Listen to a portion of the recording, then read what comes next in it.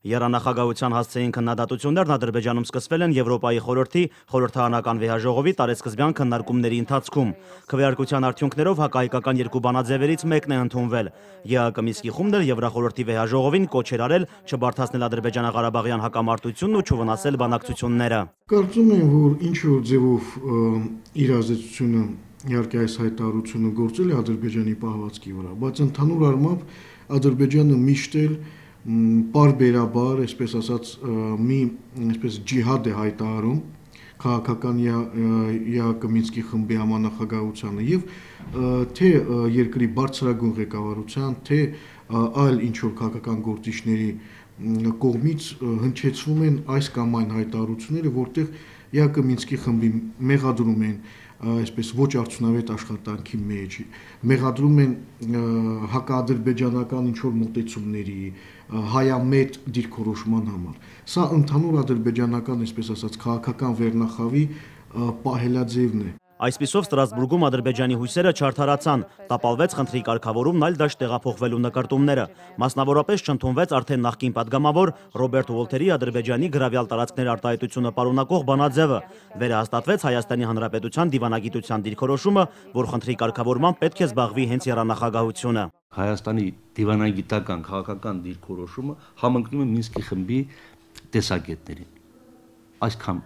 կարող է իրավիճակ փոխվել եւ նույն կերպ մենք քննադատենք Մինսկի խմբի համանախագահներին, եթե նրանք որևէ, ասենք, այլ առաջարկություններ ներկայացնելու են։ Մենք խնդիրը չներկայացնենք այնպես, որ Մինսկի խումբը մեր բարեկամն է, Մինսկի խմբի համանախագահները մեր եղբայրներն են եւ Ադրբեջանի ճշնամիներն են, ուրեմն մենք պետք է ամենտեղ պաշտպանենք Մինսկի խմբի համանախագահներին։ Ոչ, կրկնում եմ, եւ հստակ պետք է ասենք հստակ, այսօր Հայաստանի բանակցային դիրքորոշումը համընկնում է ԵԱԿ Մինսկի խմբի համանախագահության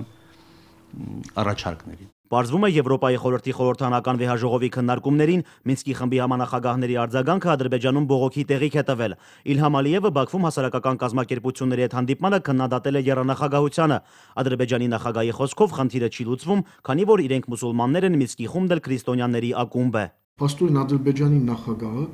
դաշնակցում է նույն իսլամական պետության ահաբեկիչների հետ։ Իհարկե նրանց գործելավոճը, նրանց ընդհանրապես փիլիսոփայությունը շատ մոտ են, նման են, որովհետև երկուսն էլ ահաբեկչական քաղաքականություն են վարում, բայց այսպիսի ընդգծված բացեիբաց հայտարարություն, որտեղ փաստորեն փորձ է անվում այս շատ կարևոր եւ փխրուն տարածաշրջանում նման հոգեվոր այսպես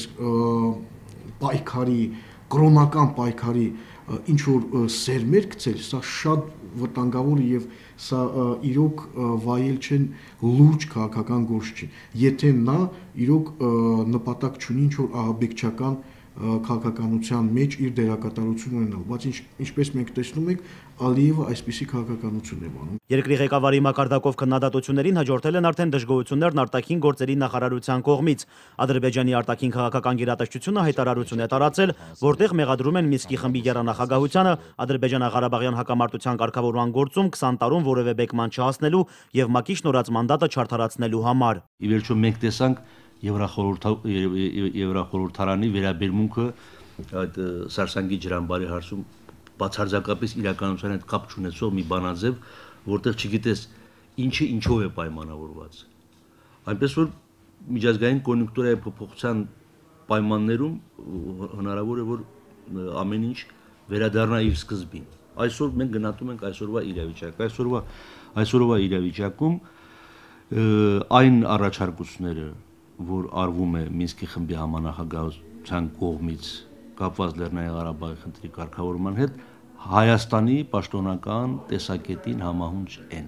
Վերլուծաբան Վահրամ Աթանեսյանի խոսքով թող Մոսկվան, Վաշինգտոնն ու Փարիզը գնահատականներ տան Ադրբեջանի քննադատությանը։ Այս իրավիճակում հայկական կողմին մնում է հետևություններ անել, դրանք կիրառելով ապագայում։ Քաղաքագետ Դավիթ Բաբայանն էլ ավելացնում է, առանց այն էլ փակուղում է հակամարտության խաղաղ կարգավորումը։ Սրանով Ադրբեջանը միայն վատթարացնում է իրավիճակը։ Նարեկ Սահակյան, Մերուժան Հայրապետյան, Աշոտ Գասպարյան,